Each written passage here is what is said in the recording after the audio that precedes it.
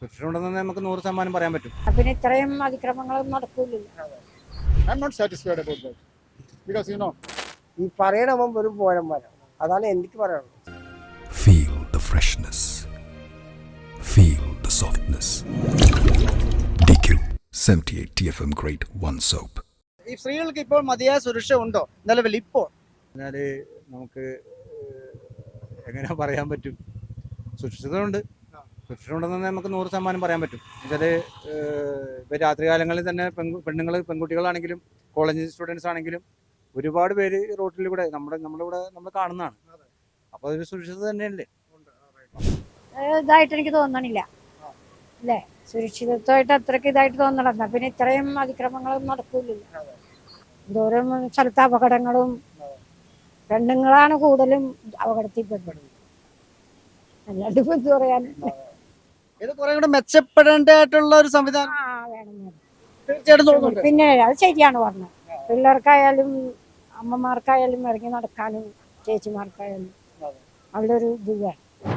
തെറ്റാണ്. സ്ത്രീകളുടെ സുരക്ഷിതത്വം എന്ന് പറയുന്നത് ഇപ്പൊ തന്നെ ടി വിയിൽ ന്യൂസ് കണ്ടിട്ടാണ് വരുന്നത്. ആന്ധ്രയിലൊരു കാര്യം, സ്വന്തം വൈഫാണെന്നുണ്ടെങ്കിലും അവർ സ്ത്രീ തന്നെയാണ്. Even it is wife or കാമുകിയായാലും ശരി ആരായാലും ശരി എന്ന് പറഞ്ഞു കഴിഞ്ഞാൽ സ്ത്രീ തന്നെയാണ്. അപ്പം അവിടെ പ്രൊട്ടക്ഷൻ എന്ന് പറഞ്ഞാൽ നമ്മുടെ central from the central and the state.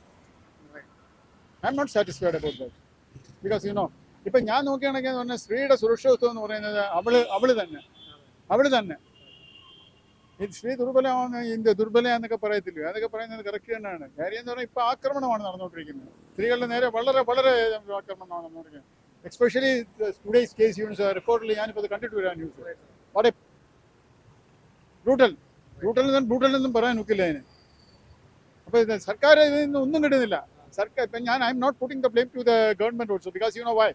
കാര്യം ഇപ്പം തന്നെ നമ്മുടെ സ്ത്രീകളുടെ സെൻസസ് എടുക്കുകയെന്നുണ്ടെങ്കിൽ വളരെ വളരെ കൂടുതലാണ്. അപ്പം നമ്മളിപ്പോൾ പറയുന്നത് നമുക്ക് ഒരു പ്രൊട്ടക്ഷൻ കൊടുക്കുക എന്ന് പറഞ്ഞാൽ അതിനൊരു പരിമിതി ലിമിറ്റേഷൻസ് ഉണ്ട്. അതുകൊണ്ട് I am not putting the blame to the സർക്കാരിനെ പോലും നമ്മൾ ബ്ലെയിം ചെയ്യില്ല. എന്നാൽ പോലും അതിന് തക്കതായിട്ടുള്ള ഒരു what is the arrangements is not done from the government side and that's all. ഇവിടുത്തെ ഈ കേരളത്തെ സംബന്ധിച്ച് നോക്കണമെങ്കിൽ ശിക്ഷ നടപടിയും ശരിയല്ല. ശിക്ഷ നടപടി ശരിയുണ്ടെങ്കിൽ ഭയമുണ്ടാവും ആൾക്കാർക്ക് ചെയ്യാൻ. ആ ഭയപ്പാട് ഇവിടെ ഇല്ല. ഇവിടെ ഒരു ഫ്രീഡം. വന്ന ഇത്രയൊക്കെ ഇപ്പൊ ഹെൽമെറ്റ് ഇല്ലാതെ പോകണമെന്ന് പറഞ്ഞിട്ട് ഹെൽമെറ്റ് ഇല്ലാതെയുള്ള പോണു. അപ്പൊ അതിനെന്താ ഒരു വാല്യുവേഷനും ഇല്ല. ഈ പറയണവൻ വെറും പോരന്മാരാണ്. അതാണ് എനിക്ക് പറയാനുള്ളത്.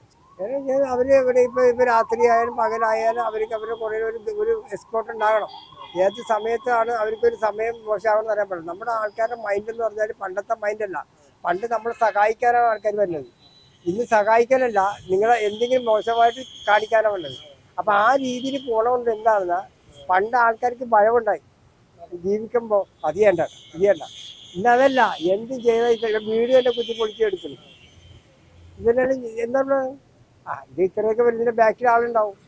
ഇതെല്ലാം ചെയ്യാനായിട്ട് സർക്കാർ അതിന് എന്ത് ചെയ്താലും സർക്കാരിനെ വിചാരിച്ചാൽ എപ്പോഴും പുറകടക്കാൻ പറ്റില്ല. പക്ഷെ നമ്മളും കൂടി കുറച്ച് ശ്രദ്ധിക്കണം. ജനങ്ങൾ ഇപ്പൊ പോലീസുകാരൻ ട്രാഫിക്കിൽ നിൽക്കുമ്പോൾ ആ പോലീസുകാർ വണ്ടിയാണ് നിയന്ത്രിക്കുന്നുണ്ട്.